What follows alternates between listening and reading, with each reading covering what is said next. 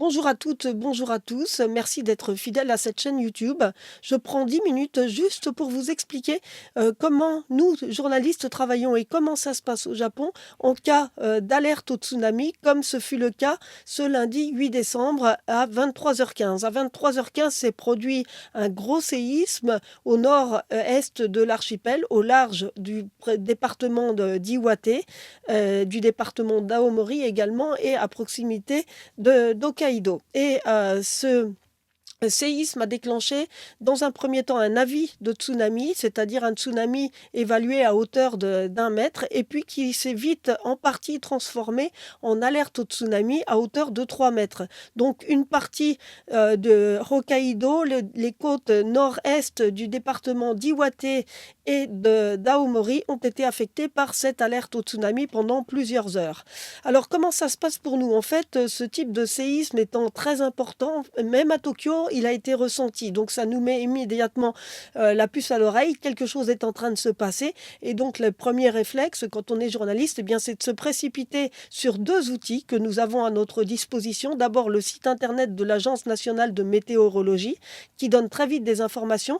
Et l'autre outil absolument indispensable dans ce type de circonstances, c'est la chaîne publique NHK qui passe généralement, quand c'est de grande ampleur, en mission d'intérêt général, qui interrompt ses programmes pour prendre l'antenne et parler de la situation dans la zone affectée par le séisme. Ce fut donc le cas hier. D'abord, il y a un message qui défile sur l'écran pour annoncer qu'il y a un séisme et donner les premiers éléments du séisme. Et puis ensuite, un journaliste prend l'antenne et va la conserver tout le temps nécessaire pour faire des interventions et mettre à jour toutes les informations avec ce que donne l'Agence de météorologie nationale, pour diffuser également tout ou partie des conférences de presse qui ont lieu, que ce soit l'agence de météo, le porte-parole du gouvernement, éventuellement le ou la première ministre, etc. Et puis, la NHK a quand même cette capacité remarquable d'avoir des journalistes partout au Japon, et donc très rapidement quelqu'un sur le terrain qui est en mesure de donner des informations sur ce qui se passe réellement sur le terrain. Et j'ajouterai à tout ça, mais c'est pas nouveau, il y a des images immédiatement des secousses en fait, puisque la chaîne NHK dispose depuis très longtemps. Moi, je suis venue en Japon première fois en 96 et j'avais déjà j'ai eu l'occasion de visiter les installations de la NHK avec un réseau de caméras automatiques partout dans le pays qui se déclenche lorsqu'il y a des secousses sismiques.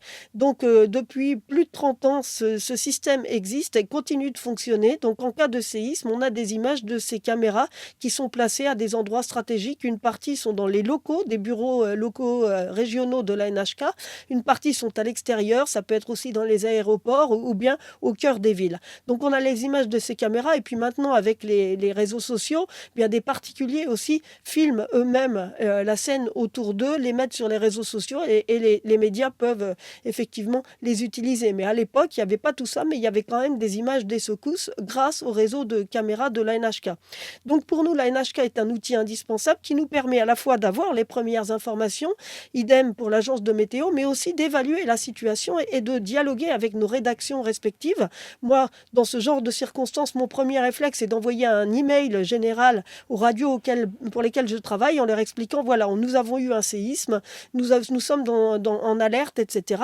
En général, soit avant mon mail, soit un peu après, soit à peu près en même temps, les dépêches d'agences, les alertes des agences de presse que sont AFP, Reuters ou AP arrivent également sur les écrans des journalistes dans les rédactions qui sont du coup informés. Donc ils ont une double source d'information, leurs journalistes sur le terrain plus les agences de presse. Et à partir de là, on évalue ce qu'on fait. Alors quand on travaille en radio, généralement on prend l'antenne assez rapidement en fait dans le journal suivant. Par exemple, France Info a des journaux toutes les heures ou toutes les demi-heures, ça dépend des tranches horaires. Eh bien, on intervient soit en direct, soit on a le temps d'enregistrer quelque chose pour informer sur la situation. C'est ce qui se passe pour moi. Et puis ensuite, au fil des heures, on voit comment les choses évoluent. On ajuste ses propres informations. Éventuellement, on contacte des mairies, on contacte des gens en fonction de ce qui se passe. Et la décision de partir ou non sur le terrain, elle dépend de plusieurs facteurs. Elle dépend de l'heure à laquelle s'est produit le séisme, de l'ampleur redoutée du tsunami, des dégâts pressentis, des conditions météorologiques, des moyens d'accès sur place, etc. Donc il y a beaucoup de facteurs qui nous permettent d'évaluer s'il faut partir sur le terrain et éventuellement quand. Donc, en pleine nuit comme ça, à 23 heures minuit, en général, on attend au moins jusqu'au lendemain matin. Et avec un peu de chance, ça se calme dans la nuit. Ça a été le cas cette fois. Parfois, ça se calme pas du tout. C'est encore pire. Et là, évidemment, la décision le matin à l'aube est prise de partir sur le terrain. Là, partir sur le terrain dans ce genre de circonstances n'est pas simple parce que dans les régions du Nord, par exemple, actuellement, il fait très froid. Des conditions météo qui sont extrêmement difficiles. Ce sont des zones rurales avec des conditions d'accès extrêmement difficiles aussi. Les trains sont souvent interrompus dans ce genre de circonstances. Si c'est vraiment quelque chose de grande ampleur, eh bien les réseaux d'électricité, les réseaux d'eau, les réseaux de gaz, les réseaux téléphoniques, etc., risquent eux aussi d'être interrompus ou en tout cas au moins perturbés. Donc les moyens de locomotion sont difficiles à trouver également. Donc ça ne sont pas des conditions simples. Une décision ne se prend pas comme ça à la légère de partir, mais si elle s'impose, pas forcément immédiatement, peut-être 2 ou 3 jours plus tard, eh bien évidemment il faut y aller pour aller faire des reportages sur le terrain. Le plus récent gros sinistre que nous ayons eu et qui est nécessité ces difficiles décisions, ben, c'est le séisme qui s'est produit en milieu d'après-midi, mais il était déjà aux alentours de 16 heures, pas loin de 16h30, donc c'était presque déjà la nuit, à Noto, dans la péninsule de Noto, donc, qui se trouve au nord-ouest du Japon, centre-nord-ouest du Japon, et qui là été un très gros séisme. C'était le 1er janvier 2024 et qui a entraîné des perturbations gigantesques et des difficultés d'accès monumentales qui font que les équipes de journalistes venus de Tokyo n'ont pas pu accéder à la zone avant plusieurs jours et avec éventuellement des équipes de secours, des ONG, mais pas rarement avec leurs propres moyens. Et ça a duré longtemps parce que tous les moyens de locomotion étaient interrompus et qu'en plus c'était une péninsule et que l'unique voie d'accès, la quasi-unique voie d'accès était interrompue à plusieurs endroits. Donc voilà comment ça se passe. Alors toujours garder en mémoire que nous, journalistes sur place, chez nous, si le séisme se produit dans la région où on est, pouvons être aussi placés dans des circonstances extrêmement difficiles, être forcés d'évacuer, être forcés d'aller dans un refuge, etc. Donc en fait, il n'y a pas de recette miracle, il n'y a pas de mode d'emploi clé, il y a juste un ensemble de précautions à prendre. Quand on est journaliste comme moi, ben, c'est toujours avoir au moins un ordinateur chargé, avoir un petit groupe de batterie qui est prêt à fonctionner, que ce soit pour son propre travail ou même pour sa propre famille en cas de coupure d'électricité. Donc à la maison, nous avons des gros blocs batterie qui sont préchargés et qui sont prêts à être utilisés et qui peuvent même accepter d'y brancher un chauffage d'appoint, par exemple. Et puis, les consignes, avoir un sac de survie prêt aussi, hein, si jamais on doit partir dans un centre, se réfugier en cas d'alerte majeure au tsunami quand on n'est pas loin de la baie de Tokyo, etc. Donc, il faut être prêt à déguerpir, mais à continuer de travailler quand même, dans mon cas, puis dans le cas des autres journalistes, hein, c'est la même chose.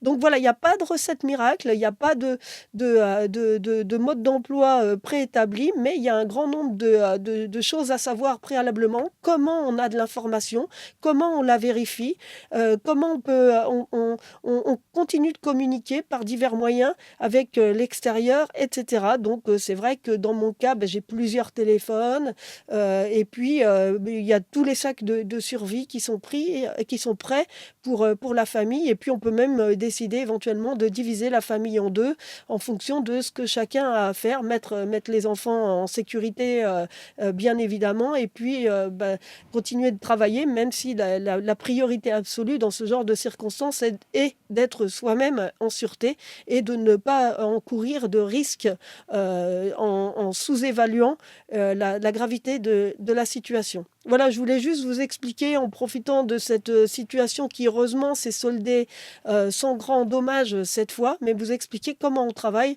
dans ces cas-là et puis, s'il y a vraiment un séisme de très grande ampleur et cetera, il est évident qu'on ne va pas rester seul, hein. Les renforts vont affluer, d'un petit peu partout. Moi, j'ai vécu le 11 mars 2011 alors que j'étais, correspondante, au bureau de l'AFP, à Tokyo et c'est vrai qu'on a vu arriver très rapidement dans les jours suivants des journalistes de l'agence débarquant de tous les pays alentours pour venir nous prêter main forte. Et donc, il y avait plusieurs équipes à plusieurs endroits sur le terrain pour faire des reportages. Et en tant que journaliste radio, il est évident que dans des circonstances exceptionnelles, eh bien, des collègues de Radio France arriveraient assez rapidement pour qu'on puisse former plusieurs équipes et puis aller sur place et se relayer autant que besoin à l'antenne. Voilà, j'en ai terminé pour aujourd'hui. La prochaine fois, je vous parlerai de politique au Japon, qui est un sujet là aussi passionnant, en tout cas pour les gens qui sont curieux d'en savoir plus. À bientôt.